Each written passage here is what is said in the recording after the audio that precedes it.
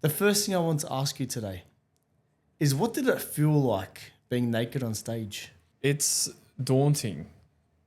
It's revealing. You're never expected to step on stage naked. You know, when people do things like public speaking, what's the first thing they say? Imagine everyone in the crowd in their underwear. Oh, but it was in reverse. But it was in reverse. Oh, So shit. it was very different. If I was on stage naked, I'd want to picture everyone else naked. So everyone's the same. Yeah, I had to picture myself clothed. Oh, right. Yeah. Okay. Even though I was flexing and stuff. But yes, that was it was a very intimidating experience. But once you're up there, once I got up there, all that kind of faded. Interesting. Yeah. So it's like you just blocked everything out. Well, I gotten myself all the way up until the backstage steps. So what was I going to do back out? That would be a bit weird.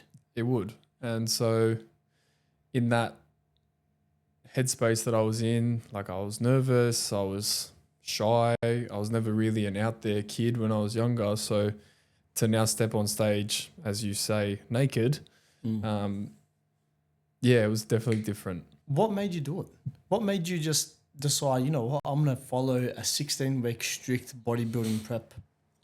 I feel like every personal trainer goes through that period in their career where they're like, I need to do something fitness related. And that was kind of the headspace that I was in. I didn't know what I wanted to do in terms of like a fitness related event, whether it's high rocks, whether it's this bodybuilding comp, or whether it's a triathlon, marathon, like all those options come up. Powerlifting. Powerlifting is one. Yes, sorry, I didn't mention it. Powerlifting. But I don't know. I think I needed. I'd been doing coaching for 6 years at that point, or when I did it, and I felt like I hadn't achieved anything. So, you know, I felt like I didn't have discipline. I felt like my training structure was off. I was in that rut of being in one singular industry for so long and not being, or not feeling like I was able to do anything or had done anything. So I thought, what's one way that I can test my discipline, test my consistency, test my patience, and trust the process. So they were the four main things as to why I did the bodybuilding comp, was to kind of push myself outside my comfort zone, one, and then also put myself in an uncomfortable position. Which naked on stage. Naked on stage. Thank you. All right. So take us back to even before week one. What did you think the bodybuilding prep was going to be like, and what was the actual reality of it? Again, being in the fitness space for a long time, you hear everything about nutrition being the forefront of training. When it came to bodybuilding, the knowledge wasn't there in terms of nutrition. So I just thought, you just eat less calories. It's simple. Then it started getting to the point where before week one started, I was getting the meal plan, I was getting the program, and it all kind of hit. Reality kind of hit, like, well, I'm on a 500 calorie deficit straight off the bat.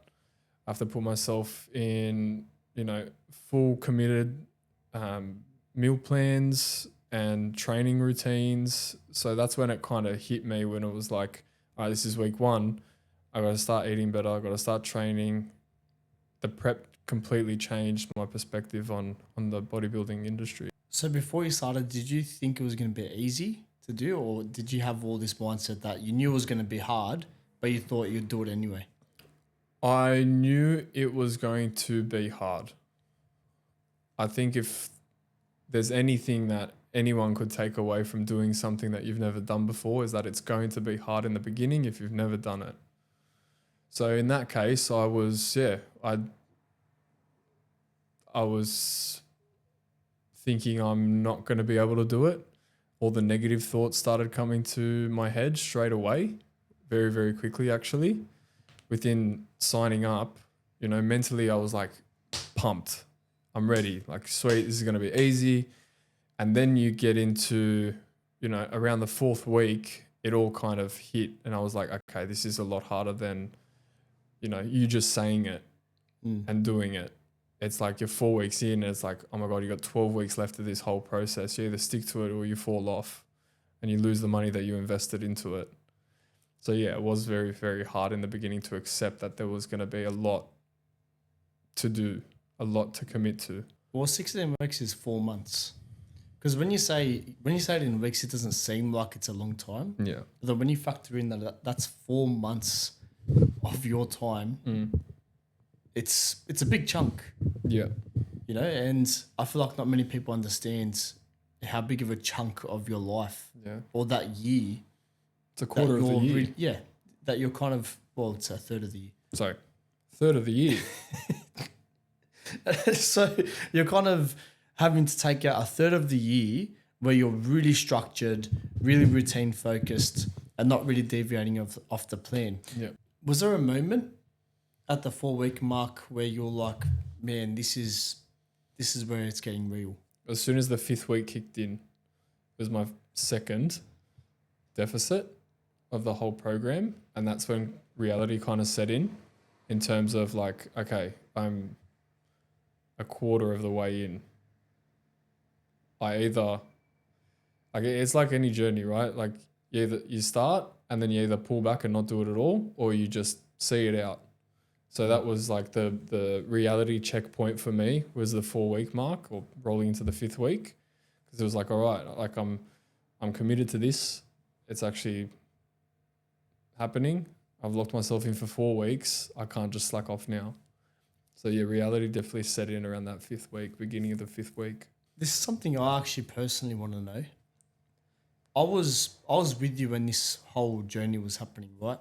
And I remember the days that you were coming to work and you were just deflated. You had like no energy. Yeah. But you were still turning up to the gym. You were still following your routines. You were still eating prepped dinners at the dinner table. And lunch. And breakfast and snacks. And I was like, man, this guy's dedicated to the cause. When you were going through that process, what did your daily sort of routine look like? Because I saw snippets of it, but I want to know, what was your mindset like throughout the day? It was just waking up and doing what I had to do in terms of the business. And that was the main driver for me, right? It was just waking up, looking at myself in the mirror and going, just do it. Just do it, just do it, just do it, just do it. Didn't matter what headspace I was in. Do the thing. It was just do the thing every single morning. And I had people watching on. I had a whole gym behind me. I had my family supporting me. I had you. I had my friends. It was a lot of people that I had told them that I was committing to something. So I wouldn't say I was fully supporting you. Remember, I was throwing snacks at your face. Well, yeah, you were dangling chocolates in my face, and yeah, Easter. It was around Easter that we started. So yeah, you weren't the best support, I'd say, but I mean, you were there in spirit, which was good. I was definitely testing your discipline. Far out. There's been, I don't think anyone. And anyone watching this, I don't think anyone has been through the amount of testing in discipline than when I was with this bugger lug over here. I'm talking every breakfast, every lunch, and sometimes even dinner, where we would I'd have the food and you'd sit there and munch chocolate every freaking day. I wasn't on prep. It didn't matter. It was just, I was like, okay, it's either gonna make or break my results. If I have this piece of chocolate now that Brendan's dangling in front of my eyes, not even just from a distance, in my face. Hey, I was trying to be nice. I was offering you things. But you knew I was in a deficit. You knew. Anyway, make a long story short, if you really want to test your discipline, have a Brendan in your corner that just dangles carrots in front of you every single day. Was there ever a moment in your... Far out. I just now that you're bringing it up, I'm getting agitated again because I know it's going to be the exact same thing again. Oh, you can't have those chippies. You want one? I can have it. You can't. No, I'm doing it with you this time. Oh, that's right. You'll still add an extra freaking chocolate or two, but all right. Hey, as long as it fits the calorie. Oh, no. The whole purpose of doing a bodybuilding comp is to restrict yourself from temptation. Yeah, but if I hit my cows, I hit my cows. It doesn't. No. I personally believe that if you're sticking to something, you have to do it in a manner where you're restricting yourself from pleasure. Yeah, but here's my theory, right? And, come at me if I'm wrong. But I don't think the human body understands the difference between 100 calories of broccoli and 100 calories of chocolate. Yes, it does. No, it doesn't. How? The amount of fat in chocolate. No. Okay, let's say something that has the same amount of macros as chocolate, but is a healthy food. Okay. Like a vegetable. Yeah, that's fine. Whatever. It doesn't. It right? doesn't. But the problem and the reason why you wouldn't program chocolates into a bodybuilding prep is because of what comes with it. If you're eating chocolates, you're not going to feel full, and there's a high chance you're going to want to binge eat afterwards. Correct. Or potentially jump into chips, all that kind of stuff. Correct. But you know me. You know how weirdly disciplined I am. I can have a piece of chocolate and just not eat for the whole day. I'm very weird. I'm just like the most weird individual when it comes to food. Okay, but you're talking on a podcast and trying to explain how you can have a balanced diet while focusing on a bodybuilding comp because people are built like you.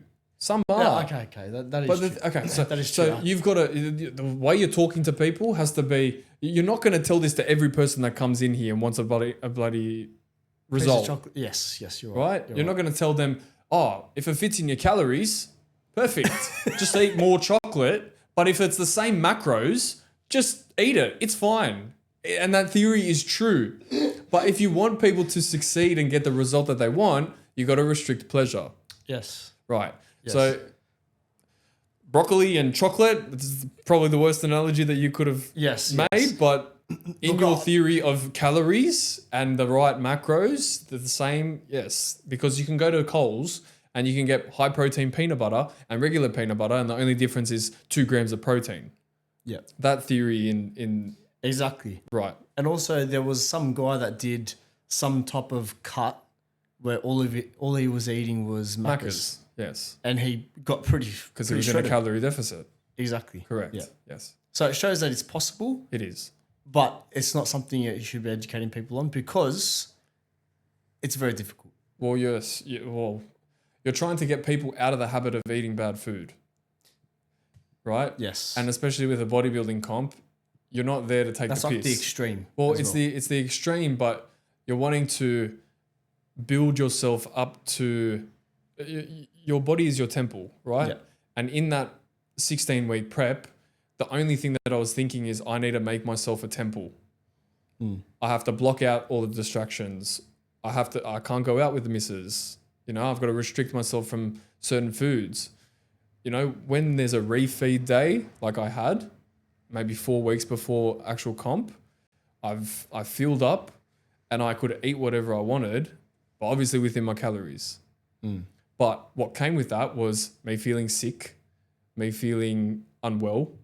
I had to drink 10 times the amount of water because of all the sodium that was in the Spanish kebabs that I had. That's right, yep. So, there's a lot of things that would set me back if I was to continue with the high calorie foods like chocolate or chips or kebabs, the pleasure foods, because they've got shit in there that you don't know what you're eating. Exactly. So, yes, I agree and disagree with your theory. Chocolate versus broccoli. Yes. Okay. So how much of a bodybuilding prep is physical versus mental? It's all mental. It's all mental? I believe so it's all no mental. physical inside of it? Of course there's a physical aspect to it. The training side of things is definitely hard. But when you're waking up deflated every day, you can't sit there and be like, oh, I'll just eat an apple and I'll feel better. Or I'll just do bicep curls and I'll feel better. It's all up here. You wait, like, right, there was a couple of weeks before the comp where I was under 1,000 calories. Under 1,000? Under 1,000 calories less than my maintenance. Oh, right? Okay. That's a lot. And you're waking up not wanting to move. You don't have the energy that you had 16 weeks ago or 14 weeks ago. So you have to literally talk to yourself and say, get up, do the thing. Get up, do the thing. Get up, do the thing. Hit the gym. Hit the gym. Eat the food that you need to eat and get on with your day. Yep. Like there should be no physical barrier or mental barrier. You just have to jump over the barrier. If you're tired, you got to jump over it. If you're stressed, you just got to deal. So throughout this bodybuilding prep that you did you ever have a moment where you're like, is this even worth it?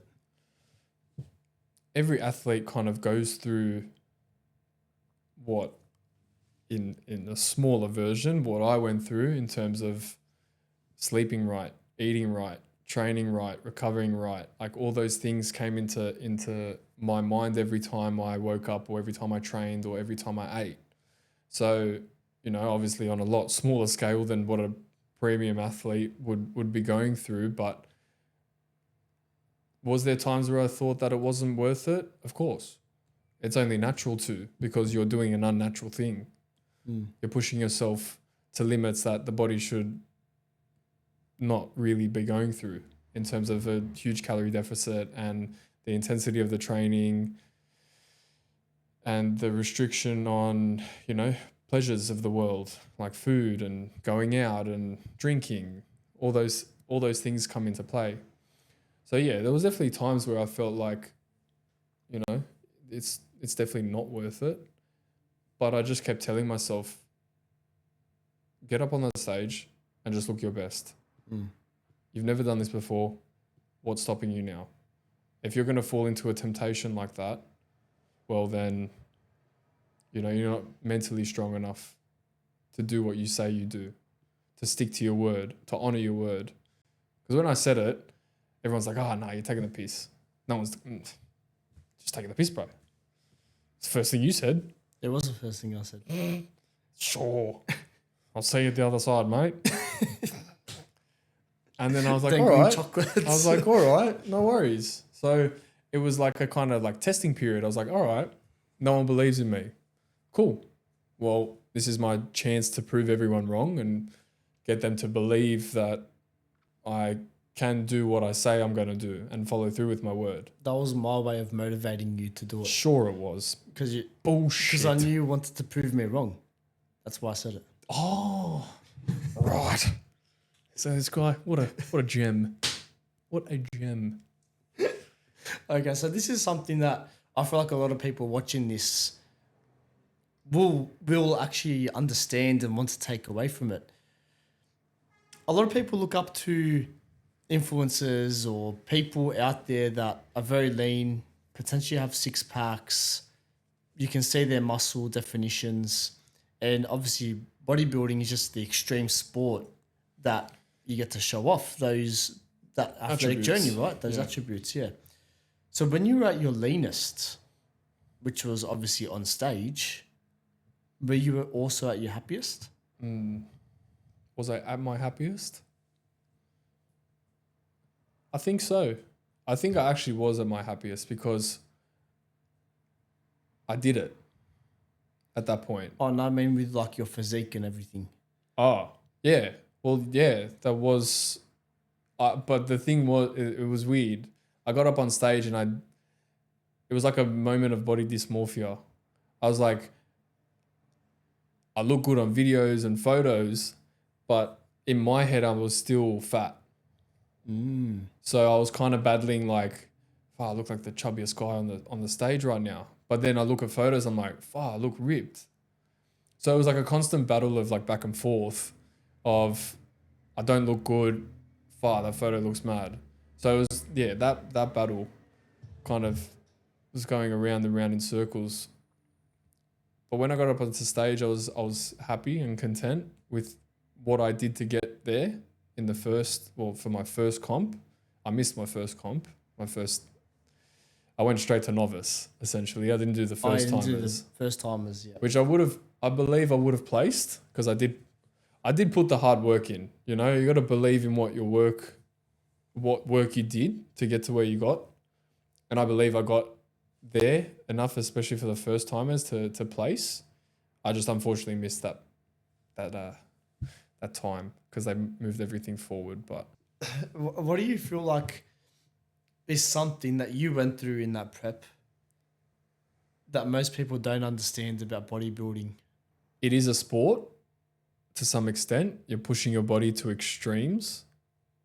But I think the one thing that people will relate to, especially the bodybuilding community, but maybe just your average person won't be able to relate to, is the mental conversation that you have with yourself every single day. It is you versus you. That person that you look at in the mirror is the only person going through it. You're putting yourself through that hard labor. You're putting yourself through that. No one else will be able to understand that but you. So going through that whole journey, that would probably be the one thing that people may or may not understand, would be that it's a you versus you kind of sport. It's like any singular sport. It's just you versus you. If your headspace is down and you're not, for instance, not posing right, or playing tennis and you're not hitting the ball right, like you're just constantly in your head thinking. So you said before that you're at your happiest with your physique when you stepped on stage. Obviously, it wasn't something that you could sustain long term for obvious reasons. You went through a 16-week cut to get there, and maintaining that sort of journey long term is very difficult. Can you explain that to someone in simple words? Like, why it's obviously your favorite physique that you've had. Why wouldn't you want to continue and keep that? I'm Italian. I love my food. I think every wog loves their food. I think in that journey that I went through, that 16-week prep, my mind was pushing me to finish it so I could eat. You know, so I was like going through this prep, restricting all these temptations to then at the end indulge. So when it came to after, you know, my first thought wasn't let's maintain. My first thought was I need to eat. I'm hungry. So I went and got a burger, and then I went and sushi after. And then I was like in the headspace of, okay, I'll just maintain it next week. But then temptation took over, and you lose yourself in that temptation and you fall into bad habits. And I fell into such a bad habit that I wasn't training for 4 months after that. I was eating everything. I put all the weight back on within the first 3 weeks of finishing that comp. And I fell right back into a bad routine. Whereas, and a bit of a mic drop moment, this next time that I'm doing it, I feel like I want to, and I know I'm going to get to that point and maintain it after. And I will maintain that after. You're going to maintain it? Not to that extreme, but obviously bring myself back up to a balanced diet,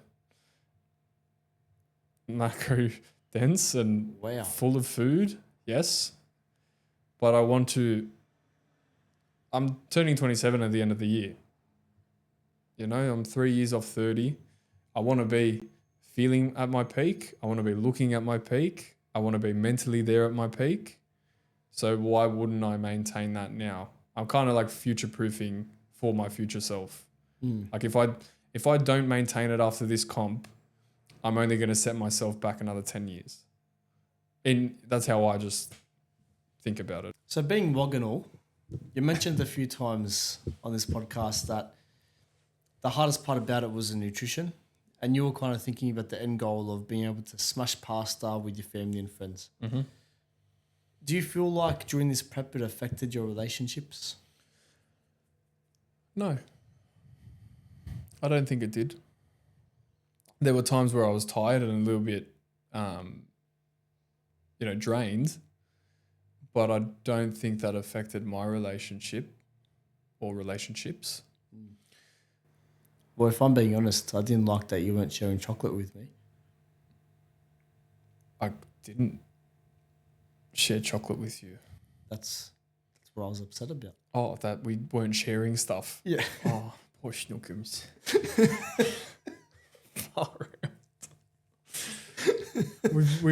We had every other meal together, but chocolate was the breaking point, was it? I was like, man, this guy doesn't want chocolate. Well, that would have been a big testing moment for you as well. Like, oh, I'm eating chocolate and he's like disciplined as. Yeah. What was going through your head when I was like pushing all that stuff away? I loved it. Oh, okay.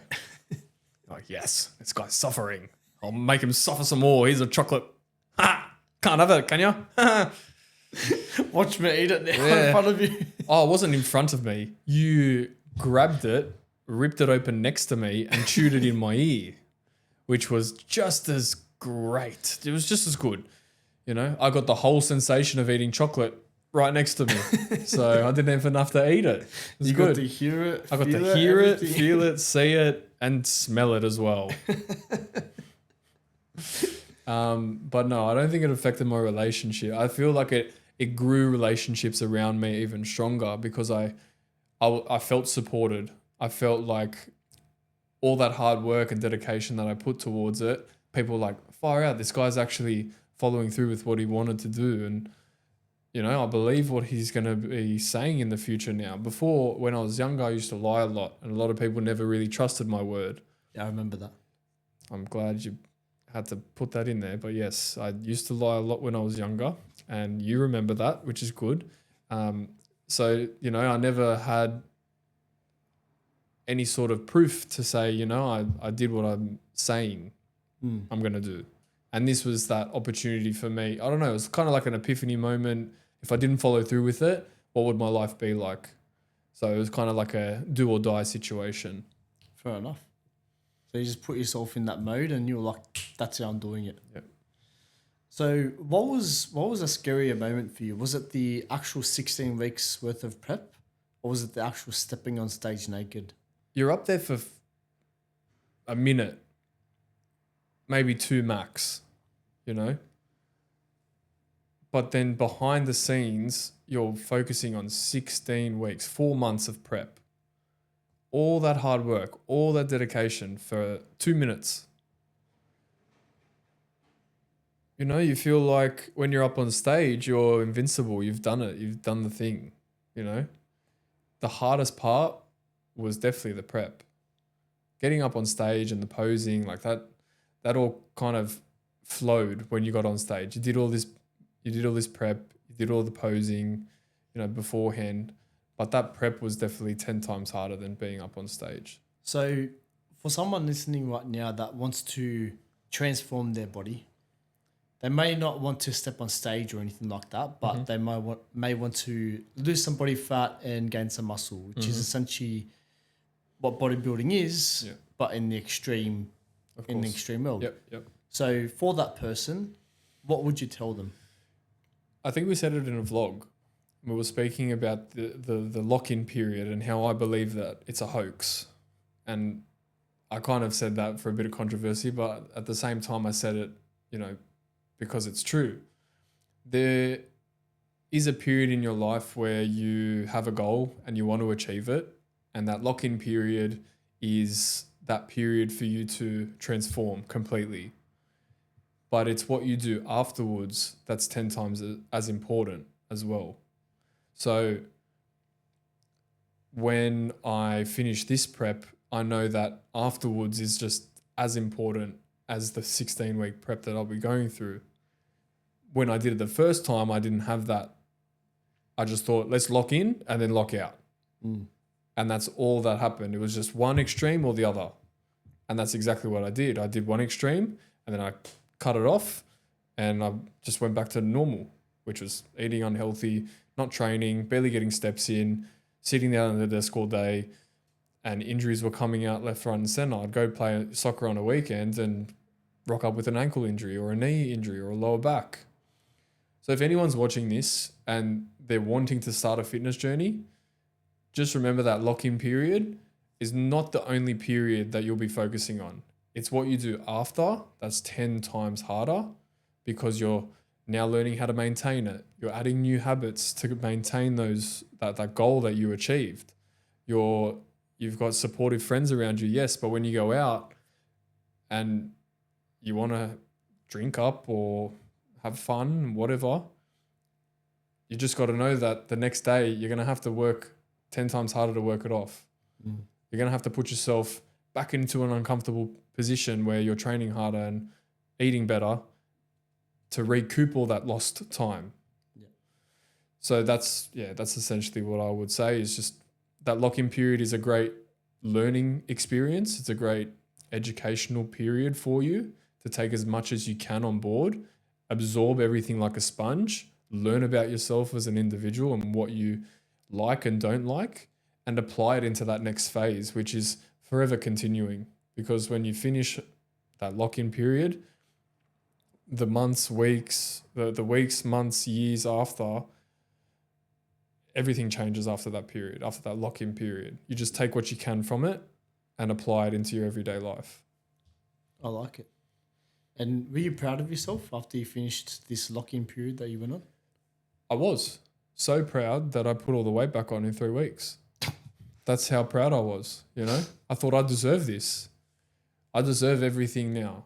I can eat whatever I want. I did the prep. I can, I don't have to train because I did it. But then it all caught up to me at the beginning of this year when, after, my friend's birthday in November, and then my birthday, and then Christmas, and then New Year's, and all these bad habits started creeping up on me to the point where I felt like my whole body was locked. I wasn't doing anything. It was all well and good in the moment. I enjoyed myself, but long term, it's not something that's sustainable. It can't be. You can't have a sustainable lifestyle where you drink, eat, and not train. You can eat unhealthy, you can train. There's no lifestyle that I've seen personally where you can drink as much as you want, eat as much bad food as you want, and not train and consider that to be healthy. The period of that has to be, you got to enjoy yourself and drink if you wish, if it's a preference of yours, if you like. If you don't, you got to eat healthy and have a balanced lifestyle, and you've got to train, period. Otherwise, injuries will come at a later age. You're not supplementing yourself right or eating the right foods. Your body's going to give you high cholesterol or not motor neuron disease, but stuff like joint problems, knee problems, all that sort of stuff. And then, that's how I think. That's how I think. For me, what I've found is in terms of creating a sustainable lifestyle, I feel like that should be everyone's goal. Mm-hmm. A lifestyle that they can actually stick to long term, that keeps them in the best shape that is possible for that person. And I feel like the best way to kind of visualize this for anyone watching this right now is you got think of it like a straight line, right? On one side of the line, you're just completely unhealthy, sedentary, don't train, don't even think about what food is coming into your body. And then the other side of the spectrum is peak bodybuilder, chicken, rice, broccoli, full dedicated unit that doesn't deviate from the plan, right? Everyone sits on that line somewhere, either closer to the bodybuilding side or closer to the completely unhealthy, obese individual, right? I feel like the best thing that anyone can do is figure out where on the line they feel like they can sustain and keep at that stage, and don't be too worried about something that is better than them or worse than them, because they found their level, and that's a level that they can sustain long term, and they're at their happiest. I think it's sustainability. Can you sustain bodybuilding forever? If you can, sustain it or maintain it.